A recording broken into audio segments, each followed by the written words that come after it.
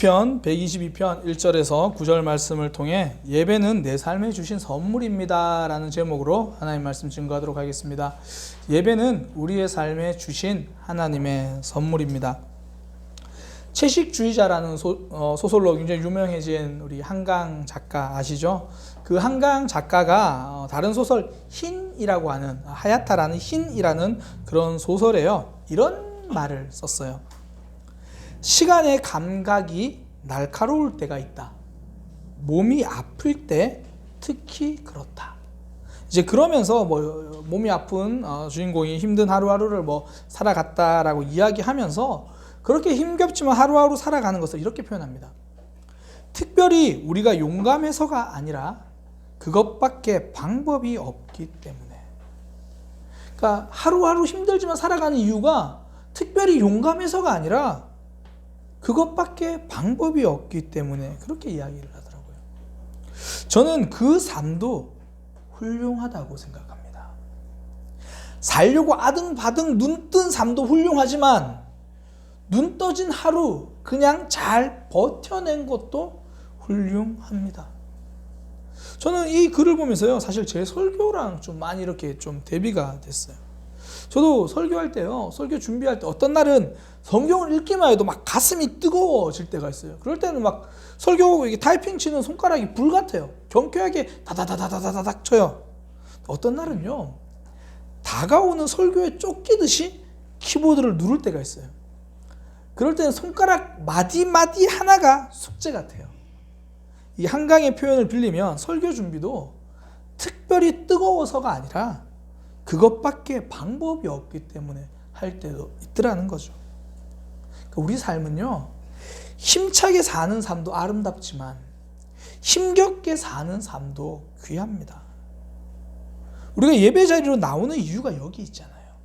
늘 힘차게만 살아갈 수 없으니까. 더 정확히 표현하면 내 힘으로는 살아가기 힘드니까 하나님 붙들고 살기 위해서 그렇게 우리가 예배 자리로 나오는 거잖아요. 오늘 본문에서 그런 이야기를 하는 거거든요. 하나님의 힘으로 살아간다. 오늘 본문 1절에서 9절까지 보면요, 예루살렘이라는 이야기가 나오고 여호와의 집 이야기 나오는데 이걸 전부 다 예배의 자리 이렇게 바꿔서 이해하시면 돼요. 예배의 자리. 그러면서 오늘 본문 6절과 9절에 보면 우리의 삶이 예배에 달려있다 이렇게 이야기를 합니다. 6절에 예루살렘을 위하여 평안을 구하는 사람은 형통하게 된다. 그러니까 예루살렘이 평안했으면 좋겠어, 예배 자리가 평안했으면 좋겠어 라고 말하는 사람은 형통하게 된다. 그래서 7절에 이렇게 예루살렘을 축복하는 거예요. 예루살렘을 축복하는 사람은 형통하게 된다 그랬으니까 예루살렘을 보면서 예루살렘 성 안에도 평안해라, 예루살렘 안에 있는 궁궐도 형통해라. 내가 이렇게 예배의 자리를 축복하고 형통하게 축복하니까 나의 이웃들과 내 친구들도 좀 형통하고 잘 됐으면 좋겠다, 그렇게 말하는 거예요. 그러니까 지금 예배 드리러 예루살렘에 온 사람들이 하는 말이 예루살렘을 축복하는 사람은 형통할 거다. 다시 말해서 예배 자리를 복되게 생각하는 사람은 복이 있을 것이다. 그러니까 내 삶의 복이 예배에 달려있다라고 말하는 거예요. 나의 힘에 달려있다는 것이 아니라는 거죠. 그래서 우리는 예배의 자리로 나옵니다. 내 힘으로 살 수 없다는 것을 고백하는 거죠. 사실 코로나가 우리에게 가르쳐 준 것이 진짜 우리 힘으로 할 수 있는 게 없구나, 이거 가르쳐 주었잖아요. 그래서 부산에 계신 한 목사님이, 그 샘터교회 안중동 목사님이 이 코로나 시대에 우리가 얼마나 연약한 존재인지를 글로 쓰셨더라고요. 이 문재인 대통령이 그 글을 이렇게 올리면서 굉장히 좀 유명한 글이 되었는데, 그 목사님이 글을 읽는데 울림이 있어요. 이렇습니다. 좀 길지만 제가 읽어드리겠습니다. 코로나 시대가 전해주는 메시지 1. 마스크를 착용하라는 것은 잠잠하라는 뜻입니다. 막말과 거짓말을 하지 말며 불필요한 말을 줄이고 타인의 말에 귀를 기울이라는 말입니다. 입을 다물면 사랑스러운 것들이 시선에 머물고 아름다운 소리와 세미한 속삭임이 들려올 것입니다. 2. 손을 자주 씻으라는 것은 마음을 깨끗이 닦으라는 뜻입니다. 악한 행실과 죄에서 돌이켜 회개하고 성결하라는 말입니다. 안과 밖이 깨끗하면 자신도 살고 남도 살릴 수 있다는 말입니다. 마음의 거울을 닦으면 자신이 보이고 마음의 창을 닦으면 이웃도 보일 것입니다. 3. 사람과 거리 두라는 것은 자연과 가까이 하라는 말입니다. 사람끼리 모여 살면서 서로 다투고 상처 주지 말라는 말입니다. 공기와 물과 자연의 생태계를 돌보며 조화롭게 살라는 말입니다. 자연을 가까이 하면 마음이 넉넉하여 모든 것을 사랑하게 될 것입니다. 4. 대면 예배를 하지 말라는 것은 언제 어디서나 하나님을 바라보라는 뜻입니다. 위안을 얻거나 사람에게 보이려고 예배당에 가지 말고 천지에 계신 하나님을 예배하라는 말입니다. 어디서나 고요하게 하나님을 대면하면 그의 나라와 그의 뜻에 가까이 이르게 될 것입니다. 마지막으로 5. 집합을 하지 말라는 것은 소외된 이웃들과 함께 하라는 뜻입니다. 모여서 선동하거나 힘자랑하지 말고 사람이 그리운 이들의 벗이 되라는 말입니다. 우는 이들과 함께 울고 무거운 짐을 홀로 진 이들과 나누어 진다면 세상은 사랑으로 포근해질 것입니다. 그분의 글에서 우리의 한계를 느꼈습니다. 우리는 마스크를 써야만 잠잠해질 수 있는 연약한 존재라는 고백이죠. 수시로 손을 씻듯이 그것보다 더 마음을 씻고 회개해야만 하는 완악한 존재라는 고백입니다. 가까운 사람에게 너무 쉽게 상처 주고 마는 가시돋친 존재라는 고백이죠. 예배조차도 사람에게 보이기 위해서 드리고 마는 쉽게 변질되는 존재라는 고백이고요. 말씀을 통해 그렇게 사랑을 배우지만 사랑에 인색한 존재라는 것을 고백하는 그런 글입니다. 코로나를 통해서 우리가 얼마나 힘이 없고 나약한지 우리의 한계가 낱낱이 드러나고 코로나가 그것을 증명해주고 있는 거죠. 뒤집으면 코로나를 통해서 우리는 얼마나 예배가 필요한 존재인지 얼마나 하나님 힘 붙들고 살아야 하는 존재인지가 증명된 겁니다. 다윗이 시편으로 하나님을 그렇게 많이 노래한 이유가 무엇입니까? 삶이 힘들어서예요.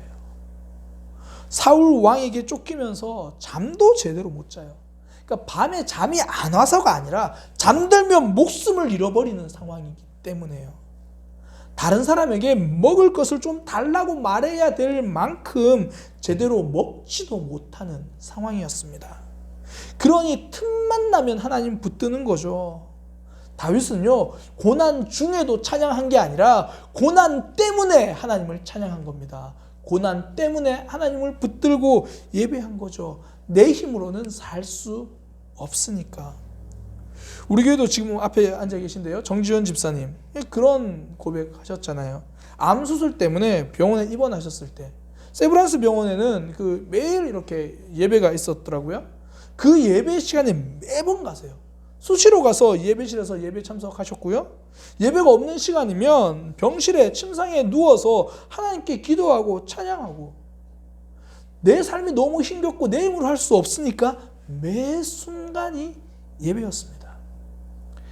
하나님과 연결되는 예배를 통해서 내 힘이 아니라 하나님이 주시는 힘으로 살기 시작하는 거죠.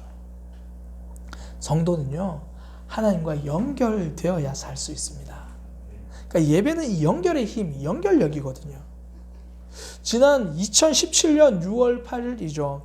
경남 양산에서 15층 높이의 아파트에서 외벽 도색 작업을 하던 인부가 한 사람이 끊어버린 줄로 인해서 추락하는 사건이 발생했습니다.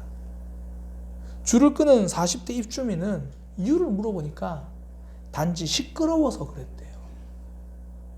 그 추락했던 그분에게 그 당시에 2017년 당시에 생후 27개월 된 아이부터 당시에 고등학교 2학년이던 자녀까지 총 딸 4명과 아들 1명이 있었습니다.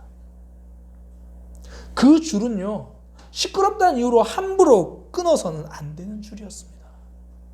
그 줄이 연결되어 있어야 한 사람이 살고, 아니 한 가족이 삽니다. 비대면 예배 이후에 사라져버린 교인들이 많다고 합니다. 스스로 예배의 줄을 끊어버렸습니다. 우리 부흥회 또 오셨던 이영구 목사님, 굉장히 그 교회도 큰 교회인데요.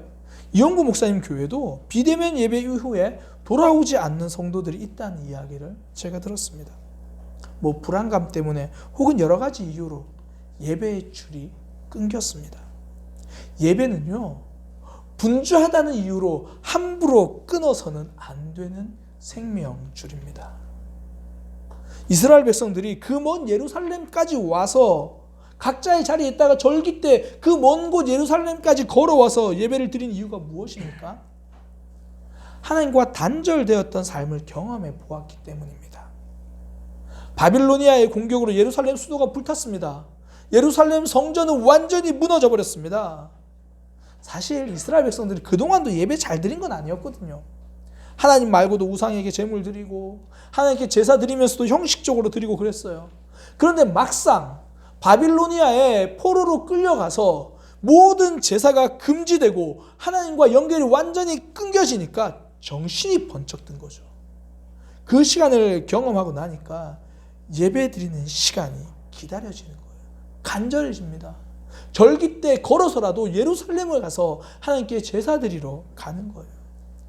누군가는 잠시 단절됐던 아픔의 순간이 계속 단절의 시간이 되지만, 누군가에게는 그 아픔의 시간이 연결을 재확인하고 연결하는 시간이 되는 거예요. 소설 빙점을 쓴 작가 미우라 아야코가 아프지 않으면이라는 시를 썼습니다. 아프지 않으면 드리지 못할 기도가 있다. 아프지 않으면 듣지 못할 말씀이 있다. 아프지 않으면 접근하지 못할 장소가 있다. 아프지 않으면 우러러 뵙지 못할 얼굴이 있다.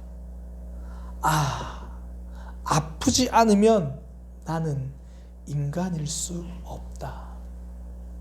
실제로 그녀는요, 24살부터 37살까지 13년 동안 폐결핵을 앓았습니다. 당시 폐결핵은요, 불치병이에요. 그러니까 머리부터 허리까지 고스란히 깁스를 하고 침대에 누워 있어야만 했습니다. 그 젊은 여성이, 당시 젊은 나이에 그 여성이 타인의 손을 빌려서 대소변을 가려야 했습니다. 매일 죽음의 공포와 싸웠다고 말합니다. 그러던 그녀가 소망을 가지게 된 것은 하나님을 만나고 나서부터입니다. 그녀에게 아픔은 하나님과 연결된 시간이었고 다시 살아나는 시간입니다. 우리가 가장 지치고 약해져 있을 때 하나님은 우리에게 예배를 선물로 주셨습니다. 그 예배를 통하여 하나님과 연결돼서 하나님이 주신 힘을 받을 수 있도록 해주신 겁니다. 우리 교회도요, 예배를 드리다가 그렇게 눈물을 흘리는 분들, 자주 눈물을 흘리는 분들이 있습니다. 그분들은 예배 시간에 눈물을 쏟는 것이 아닙니다. 하나님의 은혜로 채우고 있는 겁니다. 하나님과 연결되어서 하나님이 주신 은혜를 경험하는 거죠. 예배를 통해서 하나님과 연결되어 내 힘이 아니라 하나님이 주신 힘으로 살기 시작하는 겁니다. 그러니 예배는 나에게 주신 하나님의 선물입니다. 또 한편으로요, 예배는 내 삶에서 힘을 빼겠다라는 선언이에요. 일주일에 한 번 주님 앞에 나와 예배하는 것, 일주일에 한 번 나와서 내 힘으로 살 수 없다는 거 고백하기도 하지만, 또 한편으로는 내 힘으로 살았던 그 모습 속에 내 힘을 빼겠다라는 다짐이거든요. 오늘 본문에 보니까 하나님께 예배하기 위해서 예루살렘에 도착한 순례자들이요, 예루살렘을 보면서 참 아름답다, 멋지다 그렇게 고백하면서 그와 함께 이렇게 말합니다. 거기에 심판의 보좌를 두셨으니 곧 다윗의 집의 보좌로다. 심판의 보좌라는 건요, 하나님이 다스리신다는 상징입니다. 내 삶을 내 힘으로 다스려가는 것이 아니라 하나님의 통치 가운데 있다. 예배를 통해서 그것을 고백하는 거죠. 내 힘을 빼겠다라는 겁니다. 남아프리카 공화국의 흑인 대통령 넬슨 만델라가 이렇게 말했습니다. 우리의 문제는 힘이 너무 많은 데 있다. 오늘날 세상은요, 힘이 없는 것이 문제가 아니라 힘이 너무 많아서 문제입니다. 최근에 국회에서 국회의원 한 명 체포 동의안이 통과되었거든요.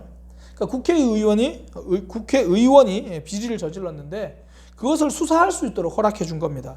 사실 뭐 죄를 지었으면 수사를 받아야죠. 그런데 국회의원들에게는 이 불체포 특권이라는 게 있어요. 그 원래의 취지는 뭐냐면 법을 만들 때 정부의 강압을 피하기 위해서 주어진 특권이거든요. 그런데 실상은요, 자신들의 개인적인 비리 수사를 피하는 용도로 쓰였어요. 지금까지 역대 우리나라 국회의원 체포 동의안이 상정된 게 59건인데요. 그 중에 통과된 건, 제대로 가결된 건 13건밖에 없습니다. 그러니 국회의원들이 선거 때마다 그렇게 말하잖아요. 국회를 개혁하겠습니다. 제가 국회의원이 되면 국회를 개혁하겠습니다. 저 뽑아주세요. 개혁하겠습니다. 특권을 줄이겠습니다. 웃을 타이밍으로 이야기했으면 웃어주시면 좋습니다. 국회를 개혁하겠습니다. 특권을 줄이겠습니다. 사실 우리나라 검찰도요, 같은 맥락이거든요. 제가 정치적인 이야기를 하려고 하는 게 아니라 여당이든 야당이든 지금 동일하게 검찰 개혁의 필요성은 이야기합니다. 뭐 방법이 좀 다를 뿐이지. 동일하게 검찰 개혁을 이야기하는 이유가요, 너무 많은 힘을 가지고 있다는 거예요. 힘이 넘치면 개혁의 대상이 됩니다. 역대하 26장에 보면 남유다 왕 우시아가 등장하거든요. 그는 16세라는 어린 나이에 왕이 돼요. 참 재밌는 게 대부분의 세계의 많은 나라들에서 어린 나이에 왕이 되면 나라가 힘들어져요. 그런데 성경에서는요, 어린 나이에 왕이 되면 신실하게 하나님을 섬깁니다. 자신이 부족하다는 걸 알기 때문이죠. 우시아도요, 여호와 보시기에 정직하게 행했다 그래요. 근데 문제는 힘입니다. 어린 나이에 눈치 볼 때는 바른 길로 갔는데 힘이 생기기 시작하니까 행동이 달라집니다. 역대하 26장 16절에 보면 그가 강성하여짐에 그의 마음이 교만하여 악을 행하여 여호와의 성전에 들어가서 분향하려고 한지라. 당시에는 성전에 들어가서 분향하는 사람들이 이 제사장들이에요. 그런데 우시아가 그것을 하겠다고 하고 그걸 말리는 제사장을 향해 오히려 화를 냅니다. 결국 우시아의 이마에 얼굴에 나병이 나요. 나병은 하나님의 심판이라는 증거거든요. 우시아의 문제는요, 약함이 아니라 강함이었습니다. 자신의 연약함을 인정할 때는 사랑받던 왕이 힘이 생기자 개혁의 대상이 되어버렸습니다. 특히나 그가 하려고 했던 일이 제사였다라는 것이 우리에게 주는 교훈이 큽니다. 제사, 예배는요, 나의 힘을 빼는 개혁의 시간이 되어야 한다는 것을 우리에게 알려주는 겁니다. 정말 사랑하는 자녀도 내 힘으로 사랑하려고 하니까 상처만 남겼잖아요.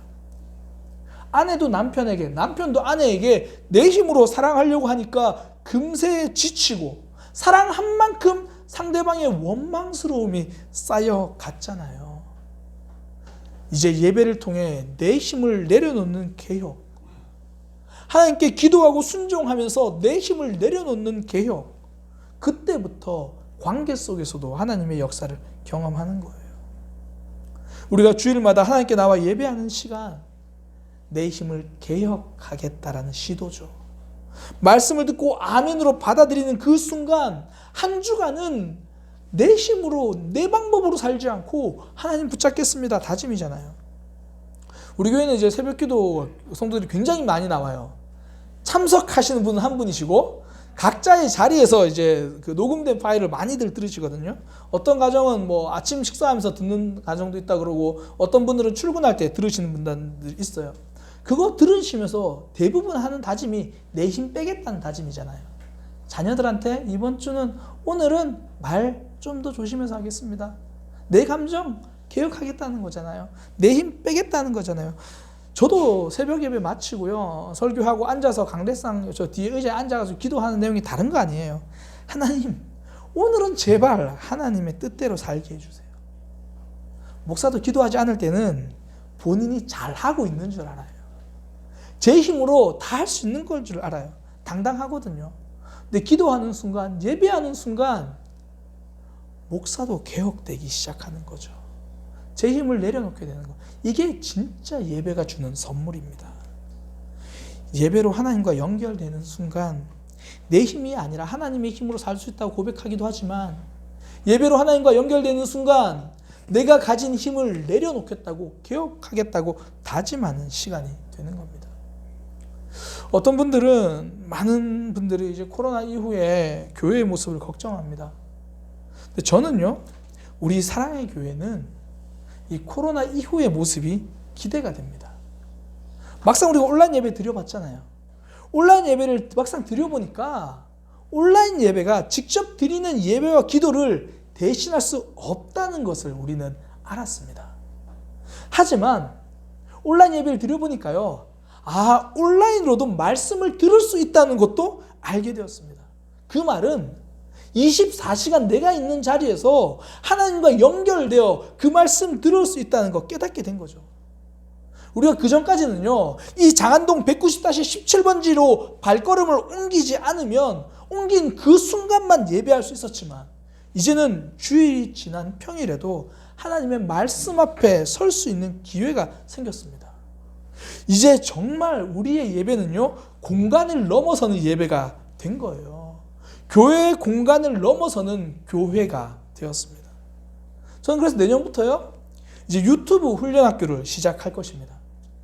지금 말씀 시대에 우리가 훈련학교를 하는데요, 그 말씀 시대가 뭐냐면 잠언 한 장을 각자 읽어요. 그냥 각자 집에서 읽고, 거기서 내가 와닿는 것을 카카오톡 그 방에, 단체방에다가 뭐 짧게는 한 줄, 두 줄, 뭐 길게는 좀 길게, 정지원 지도장 같은 분들 길게, 뭐 이렇게 홍창호 장님 길게 끊어 쓰지도 않아서 이렇게 클릭해서 막 이렇게 봐야 되고, 어쨌든 그렇게 쓰시는 분들, 근데 거기서 주는 은혜가 크거든요. 각자 한 절씩 한 절씩, 어떤 분들은 내가 받은 말씀 두 절, 세 절 이렇게 올려주시는데 거기서 주는 은혜가 커요. 근데 저는 그걸 보면서 똑같은 방식으로 유튜브로도 가능하겠다. 주일에 들었던 말씀, 내가 정한 요일에 한 번 더 듣는 거죠. 내가 정한 요일에, 수요일에, 목요일에 저는 그때 한 번 더 듣겠습니다. 더 듣고 밑에 댓글로 내가 받은 은혜를 나누는 거예요. 내가 만난 하나님을 나누는 거예요. 그 한 줄의 댓글이 누군가에게는 설교가 되는 겁니다. 누군가에게는 하나님의 음성이 되는 거예요. 주일날 생동감 있게 예배 드리면서 찾아오시는 하나님을 경험했다면, 주중에는 내 말씀이 내 삶을 차곡차곡 다져가는 것을, 그 은혜를 이제 경험하게 될 겁니다. 또 하나, 저는 이제 가정 예배도 훈련학교로 시작하려고 합니다. 사실 우리가 온라인으로 예배 드리면서 자녀들과 말씀을 세상에 이런 일이 가능했잖아요.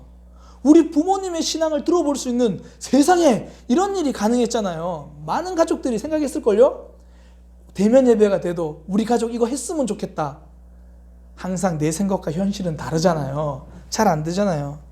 그런데 가만히 생각하니까 교육부서들과 함께 협력하면 주중 훈련학교 형태로 충분히 가능하겠더라고요. 원래 우리 가족들 일주일에 밥 한 번 먹기도 쉽지 않잖아요. 그런데 돌아보니까 우리 청년들도 일주일에 한 번은 훈련학교 하고, 우리 어른들도 훈련학교 하면 일주일에 한 번 하고, 그 시간만 맞추면 가정 예배가 훈련학교로 한 달이면 두 달 가능하겠더라고요. 그전에는 못하는 것이 많았는데 코로나를 통해서 모든 것이 가능하다는 것을 우리는 알게 되었습니다. 이제 사랑의 교회는요, 장안동 190-17번지의 건물을 넘어서 새로운 인터넷 공간을 사용하게 된 겁니다. 이제 그 모든 장소에서 그 모든 시간 하나님과 연결될 수 있게 되었습니다. 그 시간에 하나님 붙들고 그 시간에 나를 개혁해 가는 거죠. 지난 목요일 날 제가 목회자들과 코로나 이후의 교회 모습에 대해서 함께 토론하는 시간들을 좀 가졌습니다. 제가 금요기도회 때 말씀을 드렸는데요. 여러 목회자들이 이제 자신의 생각과 교회의 모습에 대해서 이야기를 하시는데, 많은 분들이 코로나 이후에 교회에 이제 큰일이다, 걱정된다, 염려된다, 대안이 없다, 그렇게 이야기를 하셨거든요.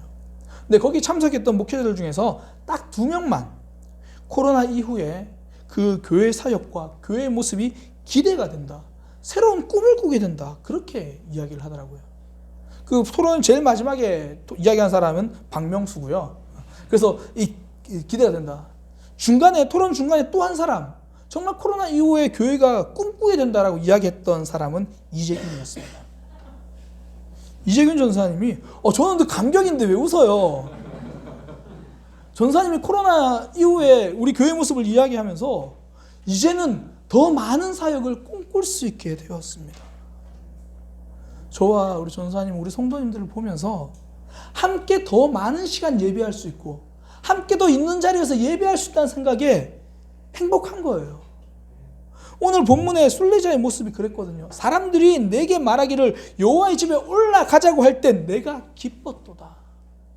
지금은 주일밖에 안 됐는데 이제 주중에 말씀 듣고도 또 울 수 있으니까, 주중에 말씀 듣고 또 하나님 앞에 나아갈 수 있으니까 이제 우리는 주어진 삶에서 더 많이 하나님과 연결될 수 있습니다. 더 많은 자리에서, 직장에서, 자녀들과 씨름하다 지친 자리에서, 때로는 혼자처럼 여겨져서 삶이 무거운 그 자리에서 하나님과 연결될 수 있습니다. 나에게 힘주신 하나님을 경험하는 거예요. 그 전까지는 임마누엘, 함께 하신다는 하나님의 그 말씀이 한 문장과 이론처럼 느껴졌는데 이제는 우리의 삶으로 만나고 경험으로 알게 될 것입니다. 미국의 시인이죠. E. 커밍스라는 시인이 있는데요. 그 사람은 나는 당신의 마음을 지니고 다닙니다 라는 시를 썼어요. 나는 당신의 마음을 지니고 다닙니다. 시가 이렇습니다. 나는 당신의 마음을 지니고 다닙니다. 내 마음 속에 지니고 다닙니다. 한 번도 내려놓을 데가 없습니다. 내가 가는 곳은 어디든 당신도 가고 나 혼자 하는 일도 당신이 하는 겁니다. 나는 운명이 두렵지 않습니다. 이미요 당신이 내 운명이기에. 나는 세계가 필요하지 않습니다. 진실된 이여 아름다운 당신이 나의 세계이기 때문에. 이제껏 달의 의미가 무엇이었든 간에 그것은 당신이었습니다. 해가 늘 부르게 될 노래는 당신입니다.